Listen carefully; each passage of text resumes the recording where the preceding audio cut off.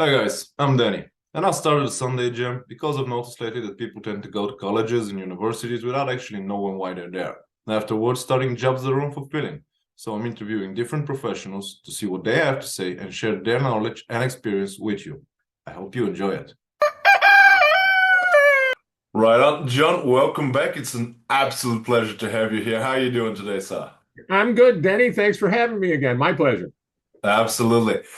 I wanted to talk to you about the writing process because it's interesting. Let's be honest, I actually had this conversation yesterday with a guest of mine. I really don't like reading, but I do a lot because I have to. Okay. It's the same when it's about workout. I hate working out. I really do. But I work out around 4 or 5 times a week because I have to. I just really need it. It's just I hear you. yeah, funny how everything I have to do is very unpleasant, and all the pleasant things are things that I should not be doing. But that's how life is. I wanted to talk to you about this, your writer. It's excellent. Where did you get your stories from? That's a common question, and I've done a lot of, or in the Speak a past, I little did a bit lot of, louder for me, please. sure. In the past, I did a lot of community theater acting, and I came to the conclusion that actors and writers are similar in that what they do is they observe and then they apply their imagination and life experiences. And that's where story ideas come from. You look at things, you think about things, ideas pop up, and then you let your imagination go with them. A great example for me is my second published novel, Checkout Time. I Yeah. have, I have a copy here that is about a uh, arsonist bomber who extorts money from hotel chains. Pay me or I'll bomb your hotel. Um, the way that idea came up was years ago before I started doing fiction writing. I was on a business trip and I was at the top floor of a hotel. And I sat on the bed and looked up at the suspended ceiling, and there's a trap door. And Interesting. one of those ones with just a little thing you could stick a paper clip up in there and open it. And I said, "Huh, you could put something in there. What would you put in there?" Well, you could put mob money hidden there by somebody who was on the run. Now you've got a crime thriller. Could be dope. Could be microfilm or whatever the version is now, a computer disc. Now you got a spy thriller. Or you could put a bomb up there. And that was my first thought because growing up, I was a little bit of a pyromaniac. Anything, anything that burned or exploded, I liked. So I said, okay, why would you put a bomb up there? It could be yes, you're not. You just want revenge. And I had seen a movie in the 1970s, which a lot of people have never seen, which I always liked, called Roller Coaster. Never heard of it. It's a story about a man uh, who is extorting money from amusement parks. Pay me or I bomb your amusement park, blow up your roller coaster. And people will die. And so to me, that was great. I can substitute amusement park for hotels. And so I made it a extortion bomber. But that's kind of the way these things go is you let the initial what if you put a bomb up there kind of run. And that's where the imagination comes in. You let your imagination kind of go with it. And another important thing, as I've found, is that when you get an idea, a good what if, write it down. You could say, oh, I'm going to remember that. Chances are you won't. In a No. couple of days, you'll say, oh, what was that good idea I had? And it's gone. Same with like sometimes I've had ideas from dreams. Yeah. And, you wake up, you go, oh, I'm going to remember that. No, you don't. You No. go back to sleep and you forget it completely. So it's a good idea I keep a list on my cell phone. It's a good idea just to keep a list of ideas and you can go back to them I actually found the movie you were talking about, 1977 roller coaster, and Yep. the whole thing is on YouTube actually for free. Yeah, it's an actually good. We got a good cast: George Siegel, Richard Yeah. Widmark, a lot of good people in it. One of the reasons that I decided to do a follow-up when it comes to writers and authors is because I've always been in finance. It's what I went to school for, high school, bachelor, master, everything. Now I've been doing it for about 15 years almost, probably even more. I don't really remember, but every now and then I have a situation where I'm pinging somebody and I'm writing an email, and like a couple of minutes after I've sent it, I should have added that one too. So I can only imagine what it's like when you're writing a book, right? We're talking about an email with few sentences in there, and you still forget to or add too much. Like maybe I should not have said that. How do you know which part of the text to keep and which part of the text to remove? Well, it starts with this process. People think of it as you write a book, ta-da, you're done. It's a Yeah. first draft, and a first draft gets revised, and it's a second draft. A second draft gets revised. Maybe there's a fourth draft, but certainly after the third draft is sometime after the third draft is going to an editor. It's another person who's going to work with it. They're called so-called developmental editors who's going to read and says, you have to expand here. You have to shrink there. This is a nice phrasing, but it detracts too much from the flow. Those kind of things. And so as you're writing, there's some general rules you can follow. If you've ever heard of Strunk and White, No. the the elements of style, it's kind of a Bible. It has a phrase in there. It says, "Remove unnecessary words," and those could be words that detract from the flow. They could be words that unnecessary description. You'll see, especially young writers, early writers in their careers, will do things like describe in exquisite detail what some woman is wearing, a Yeah. minor character. And unless the reader needs to know that, that just slows down. It causes what they call the reader fatigue. Exactly. Yeah. And there's also some simple things that you pick up more as you, especially in the second draft, because the first draft is usually pretty wordy. But things like, I see it a lot, it's a pet peeve of mine. You'll see people write, he began to cry. He cried. Yeah. It began to rain. It rained.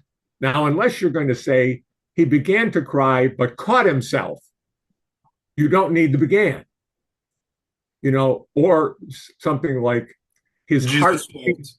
his heart beat in his chest. Well, unless it's beating in your feet, it's got to beat in your chest. So his heart beat fast or whatever. His heart beat fast in his chest. You don't need in his chest. So there's little things like that you can do. I One of never my thought of that. Yeah, one of my favorite authors is Elmore Leonard. He's an American crime writer, known for things like Get Shorty and uh, Hombre and different westerns and crime thrillers. And he wrote some rules for writing, and one of them is never describe anything unless it adds to the character or to the scene or to the action.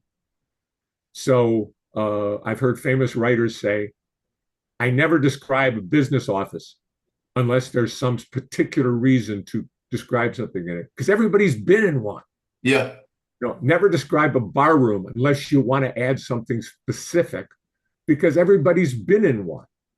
You could say the same thing about we talked about whether we need to know that a woman wore a red dress with pink buttons and a white blouse.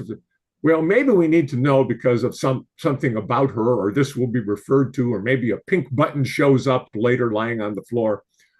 But unless we do, she had on a red skirt and white blouse. That's probably all you need to say. So things like that, too much exposition, all those things can detract from the flow. And that's something you do more the more you read, which you read other people, good authors and how they write, and the more you write yourself. And of course, editing. editing and revision. I don't think it's only about you know, those authors the writers that are just starting. Like Tolstoy is a good example. J.R. Tolkien as well. This is why I still haven't read The Lord of the Rings. I know it's a masterpiece. I know people consider it to be a masterpiece. He's the master of the language, but I really have that, as you said, fatigue because I've been in a forest, John. I know what a forest looks like. I don't need 20 pages to describe me what the damn thing looks like because it's too much. I don't want to know what every single leaf look like. It's just I cut Tolkien a little slack because he's building a whole new world. fair A enough, leaf but in still, forest may not look like a leaf in one of our forests, but I hear you. I mean, there is a tendency for people to go into greater detail than they need to, especially in the genre that I write primarily. Primarily, I write thrillers, and they they're fast paced. They're thrilling. Too much exposition, too much internal dialogue, too much uh, description detracts from the pace. it does. Thrillers are like roller coasters. You know, there's suspense, suspense, suspense, climax, suspense, suspense, suspense, suspense, climax. Till finally you get the big climax at the end. And And that's exactly what my problem is here. Is I think I had told you or someone else, but the Imperial Russian officer before the revolution, right? That was right, before 1917. It was taller than the average man, stronger, clean shaved, white jacket with yellow stripes, black pants with a yellow stripe each side, and black boots. And Tolstoy needed 15 pages to describe that. And afterwards, he did nothing with it. Like, I was reading it, I was like, why did you told me that? right, It, right. it doesn't make any sense. Okay, fine. Why Well, do I need to know that? that gets back to Elmore Leonard saying, and I agree with it. Um, Never describe anything unless it adds to the character or the plot. And you can take that to extremes, but it's a kind of good rule of thumb to always think about that. Yeah. Why does the reader need to know this? And in some cases, it's nice to let the reader make up their own Yeah. mind to envision someone unless you they need to really know exactly what this person looks like, especially a minor character. Let them put it in their own head. I mean, that's one thing a lot of people forget is uh, let the reader fill stuff in. That's their part of the process. To be honest, it's a bit of a double-edged sword because I've read the Harry Potter books before the movies. I think there were three, maybe four books before the first movie came out, and I've read them. And I was a bit disappointed and they were actually pretty good. The movies were pretty good, but I was watching them like that's not at all what I imagined. No, I never read the Harry Potter books. I tried to watch one of the movies and just could not get into it, so I never bothered with the books. Some people swear by them. Um, I liked a lot of fantasy work when I was younger. I don't read much fantasy anymore. More thrillers and horror. Fair enough. I have a different question. It's in a way similar to the previous one, but normally when I'm doing something, doesn't matter whether if it's in the office or workout or something else. That I do volunteer work around the neighborhood that I live in. And when I'm done with something, even if it doesn't look done, I know it is. And I'm just finished with it. How do you know when the text is done? Well, there's an old movie that The Agony and the Ecstasy. I don't know if you ever saw it with Charlton Heston No. and Rex Harrison. It's about Angelo painting the Sistine Chapel. Okay. And the Pope, throughout the movie, it's a running gag. The Pope says to him, I forgot what is it, Benedote, I think is his name. When will you make an end? This is going on and on. And he looks down and says, when I'm finished. And so a certain amount of that is What was the name of the movie? agony and the ecstasy. And a certain amount of truth to that, in that when what you need to get out there is done, that's when it ends. Now, there are some rules of thumb. And for example, with thrillers, which is, again, mostly what I write, it's a series of roller coasters, like we said, where, it's suspense, climax, suspense, climax. And finally, at the end, there's a big climax. People read the book for the big climax. Once it's there, end it. 1,000, 2,000 words of wrap up, and that's all you need, because that the book is done. Once you've reached the big climax, that's a thriller. That's done. Different genres are going to have different rules of thumb, whether it's a romance or a western, uh, whatever. And oftentimes the length is different depending on the genre. Uh, the other question that I have about came from a situation I was when I was in college, because I had a little side business when I was in college and when I was in the university. We had some colleagues there that were ridiculously lazy. Thankfully for me, their parents were pretty wealthy.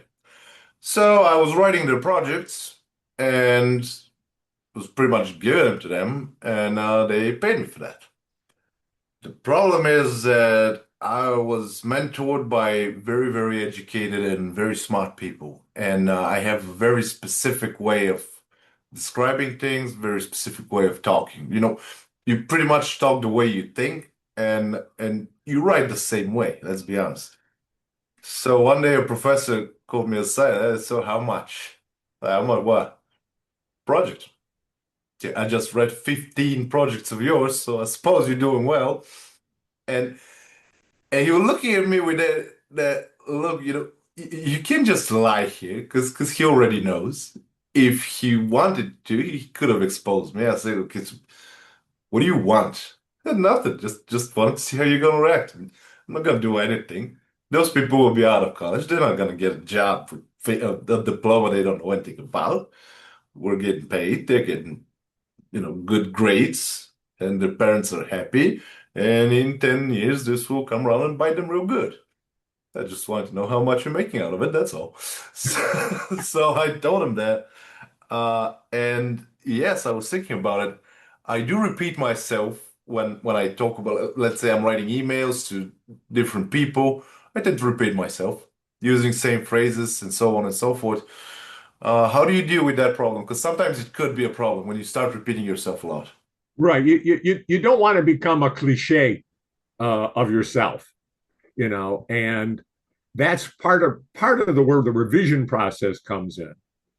Uh, I have worked with some very good editors in the publishing houses I work with, and one of them I like to do. Uh, I guess it's similes, things like that, comparative things. And he goes, yours are very good. You bring they're very fresh, but there's too many of them. Yeah. It starts to sound a little funny. And that's where we talk about developmental editing, things like that. Um, it's also during the editing process when you are self-editing, as you're reading it through several times, you're going to, the first time you wrote it, it took you 6, 8 months. A couple months later, you're going to be revising. It's only going to take you 3, 4 weeks. And during that time, as you're reading through it and maybe reading it out loud, I like to read it out loud during some of the revisions.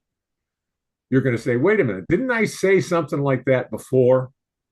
And you're going to search on it. So hopefully you're going to pick up some of them doing that. Because remember, people forget it's not a single version, it's multiple drafts, even before it gets to the editor. And so that's another thing. And maybe you have to look back into a book you wrote 2 years ago and say, wait a minute, did I use that exact same phrasing before? I like it.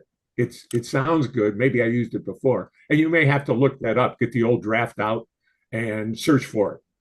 But yeah, there is a possibility of doing that, either repeating plot elements too much or actual phrases, pet phrases kind of thing. So that's something you have to keep an eye out for. We've all done that. I even had I don't know why, but I have this phrase, I couldn't agree more. And I haven't used it in a while because for the first 10, 12, maybe 15 episodes of the podcast, I used it like a lot and they started roasting me in the comments. Yeah. So yeah, it happens. I wanted to know about a method you're using because let's be honest, and again, I am not insulting people. That's not what I'm here for, but people don't read a lot these days. No, they don't. Maybe it's the internet, maybe I don't know what it is. But I mean, I have a few good ideas, but I'll keep them for myself. Point is, and I'm guilty of that too sometimes because even an email, if the email is a bit too long and instinctively I'm like, yeah, okay, well.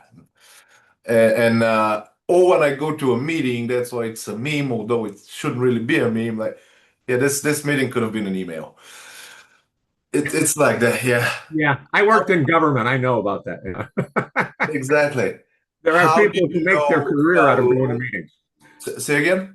There are people who make their career out of going to meetings. Oh yeah. Yeah, I had a guy from Japan. You'd be surprised what he told me. Like they they have those office guys, they call them Windows 2000 because they've been sitting next to the window for 2000 years and yeah, and the interns are called what was it? Office 365 because they have to be in the office 365 days a week Yeah. because everybody's using them. But yeah, it's crazy. But I wanted to know how, of course, experience in editing aside, that's a very solid thing, and without it, you can't just move ahead. But when you started, how did you knew how long the text should be, the perfect length for the story that you're telling? Again, it comes back to when will you make an end when I'm finished. So it's what you need to say. But there's also some rules of thumb. I write mostly thrillers. Uh, Good, what they call the sweet spot for a thriller is about 90,000 words. So a thriller is probably going to be between 75 and 115,000 words.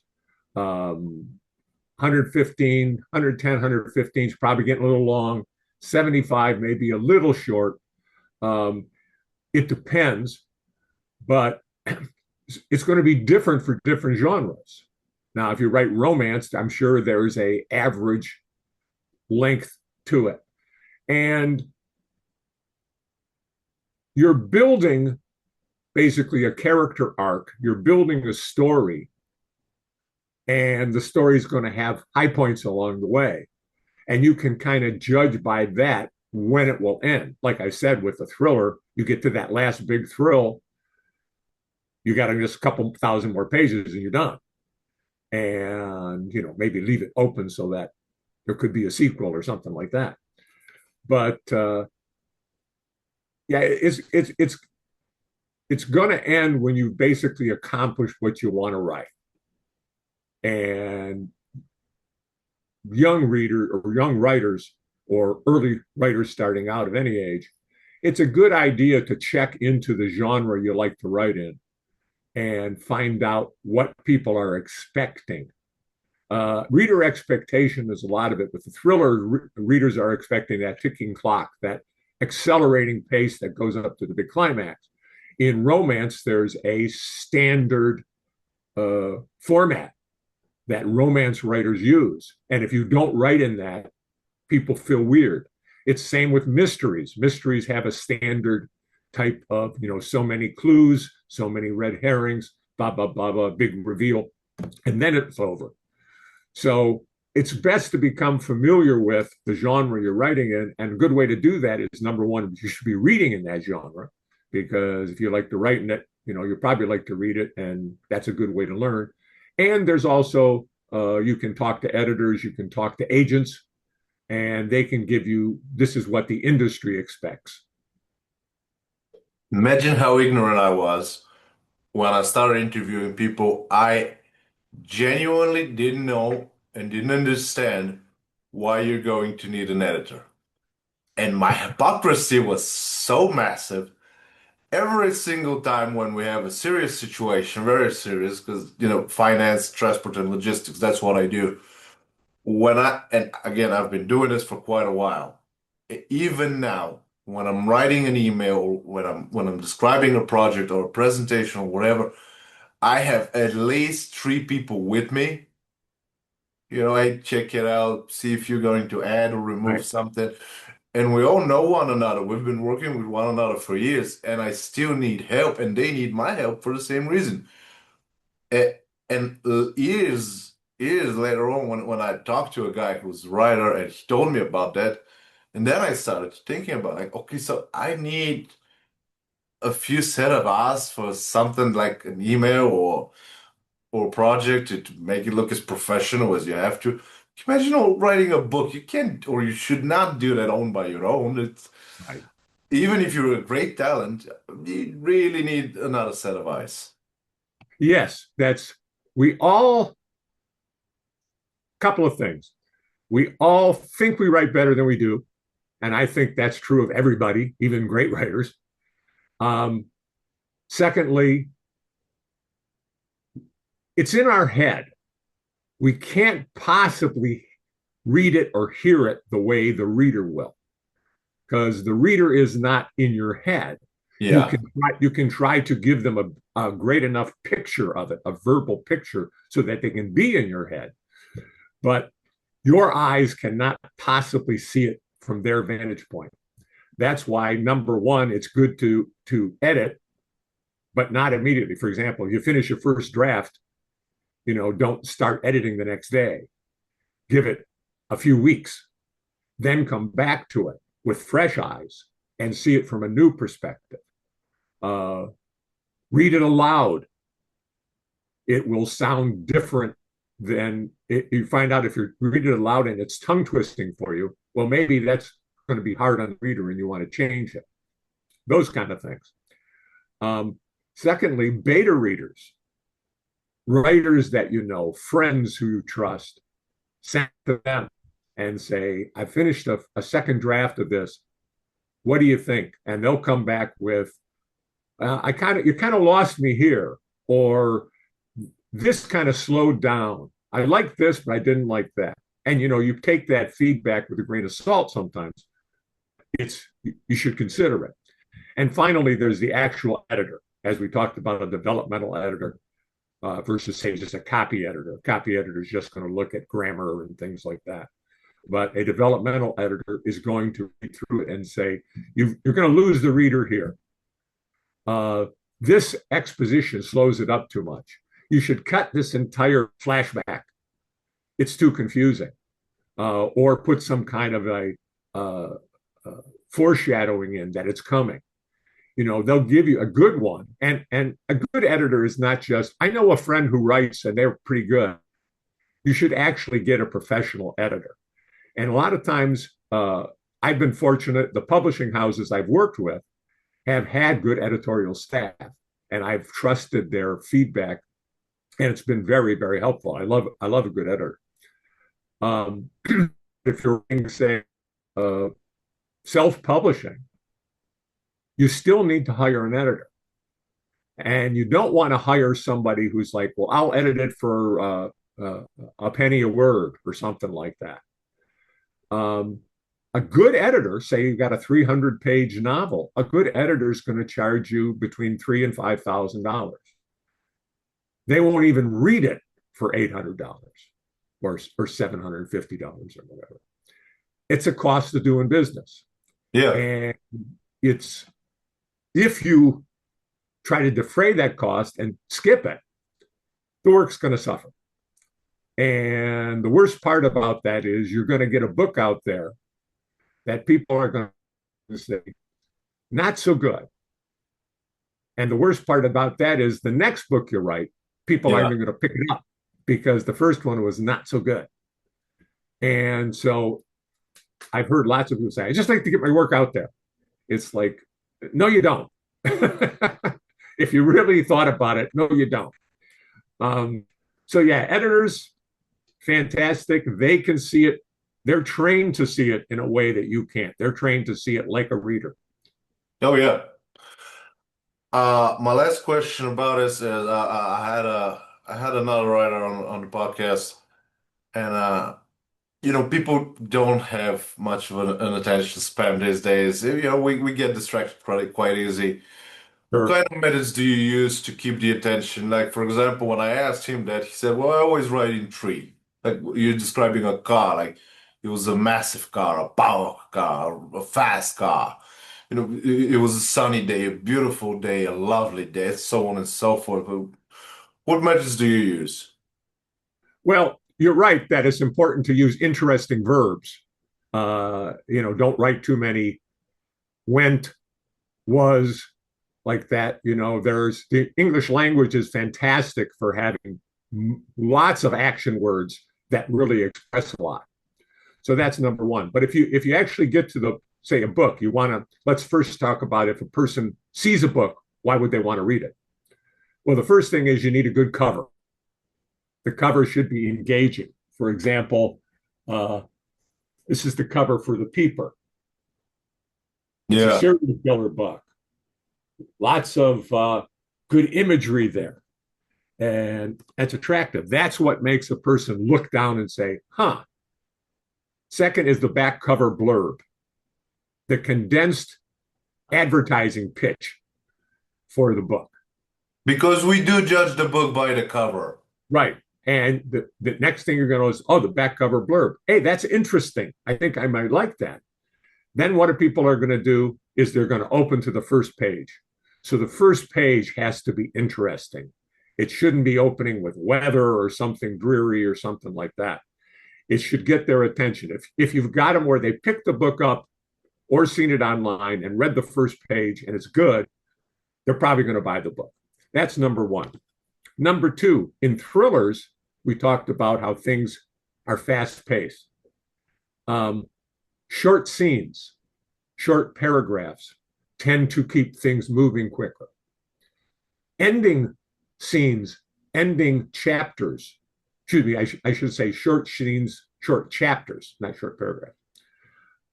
Ending scenes or ending chapters with suspense, that's positive. Interesting verbs, that's positive. Cutting down on reader fatigue by getting rid of unnecessary words, unnecessary exposition, those kind of things.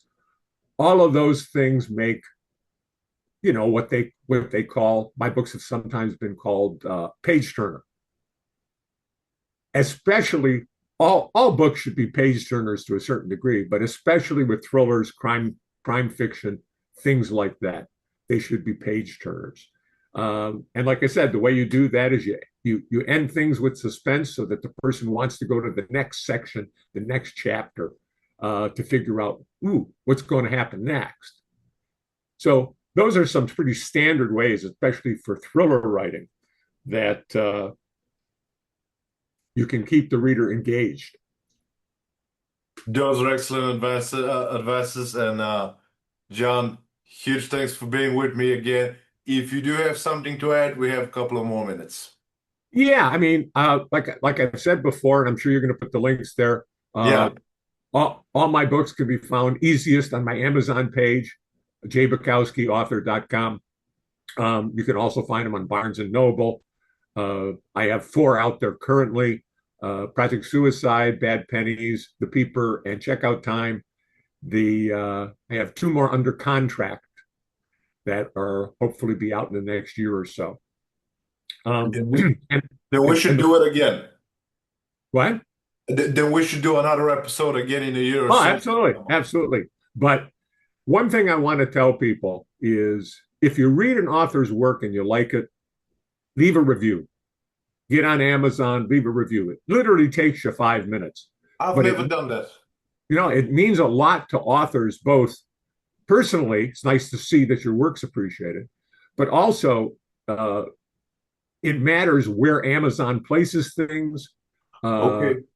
Reader confidence. If you're looking at a book and it's got, 3 reviews, and you're looking at another one that's got 23 reviews, the one with 23 reviews, you're probably going to think better Yeah. of, unless they're terrible reviews. But it doesn't take much time, and it means a lot to the author. So Never thought of that, but that's a good idea. it is. John, thanks as always, man. Danny, appreciate it. You take care. Bye. Guys, I hope this one was useful. Please follow the channel on YouTube, Rumble, Twitter, Gap, LinkedIn, and Facebook. Ring the bell and all the good stuff. Have a nice week ahead, and I'll see you next Sunday.